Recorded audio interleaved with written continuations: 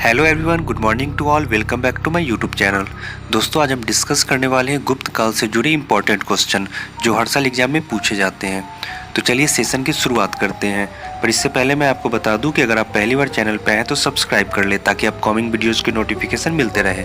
चलिए बात करते हैं पहले प्रश्न की ओर। पहला प्रश्न है, गुप्तकालीन आयुर्वेदाचार्य कौन थे? ए ब्रह्मगुप्त, बी पतंजलि, सी मनु, डी धन्वंतरी। दोस्तों, इसका उत्तर होगा डी धन्वंतरी। दोस्तों, धन्वंतरी हिंदू धर्म में विष्णु अंश अवतार देवता है। वे आयुर्वेद प्रवर्तक हैं। हिंदू धर्म अनुसार ये भगवान विष्णु के अवतार हैं। इनकी पृथ्वी लोक में अवतरण समुद्र मंथन के समय हुआ था।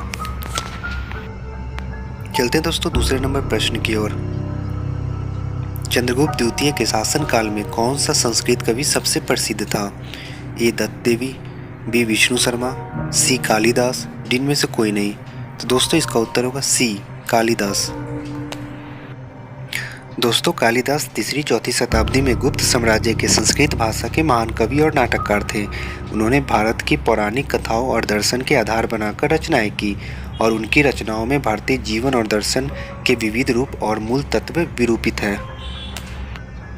चलते हैं दोस्तों तीसरे नंबर प्रश्न की ओर। संस्कृत साहित्य का प्रसिद्ध कहानी ग्रंथ कौन सा है? ए श्री भगवद गीता, बी जय संहिता, सी पंचतंत्र, डी रामायण। दोस्तों, इसका सही उत्तर होगा सी पंचतंत्र। दोस्तों, संस्कृत नीति कथाओं में पंचतंत्र का पहला स्थान माना जाता है। यद्यपि यह पुस्तक अपने मूल रूप से नहीं रह गई है, फिर भी उपलब्ध अनुवादों के आधार पर इसकी रचना तीसरी शताब्दी ईसा पूर्व के आसपास निर्धारित की गई है। इस ग्रंथ के रचयिता विष्णु शर्मा है। चलते हैं दोस्तों चौथे नंबर प्रश्न की ओर। कौन सा वैज्ञानिक था जिसने सर्वप्रथम बताया कि पृथ्वी सूर्य के आसपास घूमता है? ए आर्यभट्ट, बी वहामिहिर, सी आचार्य देवराय, डी इनमें से कोई नहीं। दोस्तों, इसका उत्तर होगा ए आर्यभट्ट। दोस्तों, आर्यभट्ट प्राचीन भारत के एक महान ज्योतिषविद और गणितज्ञ थे। इनका जन्म कुसुमपुर पाटलिपुत्र पटना में हुआ था। चलते हैं दोस्तों पांचवें नंबर प्रश्न की ओर। गुप्तकालीन वनस्पति और भूगोल का विद्वान कौन था? ए आर्यभट्ट, बी पतंजलि, सी वाराहमिहिर, डी इनमें से कोई नहीं। दोस्तों, इसका उत्तर होगा सी वाराहमिहिर। दोस्तों, वाराहमिहिर ईसा की 5वीं-6वीं शताब्दी के भारतीय गणितज्ञ एवं खगोलज्ञ थे। चलते हैं दोस्तों छठे नंबर प्रश्न की ओर। गुप्त शासक किस देवता के उपासक थे?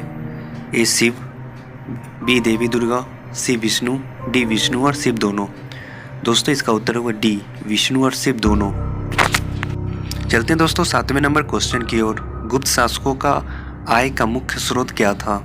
ए व्यापार, बी कृषि, सी भूमि कर, डी युद्ध एवं लूट। दोस्तों, इसका उत्तर होगा सी भूमि कर। चलते हैं दोस्तों आठवें नंबर क्वेश्चन की ओर। गुप्त शासकों ने डैश तक भारत पर शासन किया? ए 200 वर्ष, बी 300 वर्ष, सी 400 वर्ष, डी 500 वर्ष। दोस्तों, इसका उत्तर होगा ए 200 वर्ष। चलते हैं दोस्तों नौवें नंबर प्रश्न की ओर। चंद्रगुप्त द्वितीय का उत्तराधिकारी कौन थे? ए कुमारगुप्त, बी स्कंदगुप्त, सी चंद्रगुप्त तृतीय, डी नरसिंहगुप्त। दोस्तों, इसका उत्तर होगा ए कुमारगुप्त।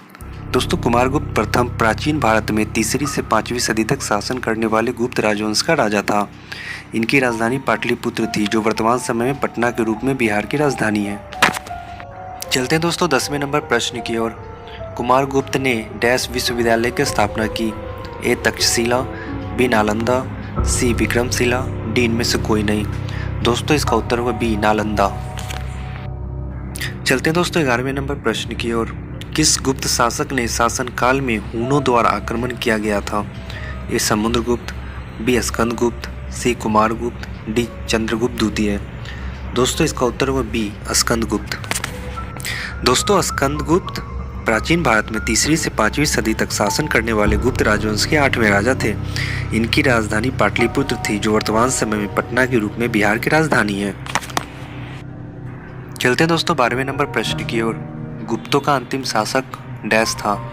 ए स्कंदगुप्त, बी कुमारगुप्त, सी भानुगुप्त, डी इनमें से कोई नहीं। दोस्तों, इसका उत्तर होगा सी भानुगुप्त।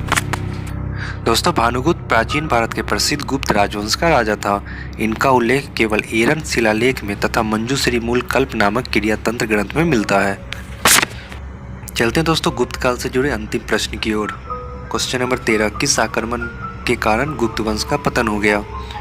ए ह्यून आक्रमण, बी वर्धन आक्रमण, सी नंदों का आक्रमण, डी इनमें से कोई नहीं। दोस्तों इसका उत्तर होगा ए ह्यून आक्रमण।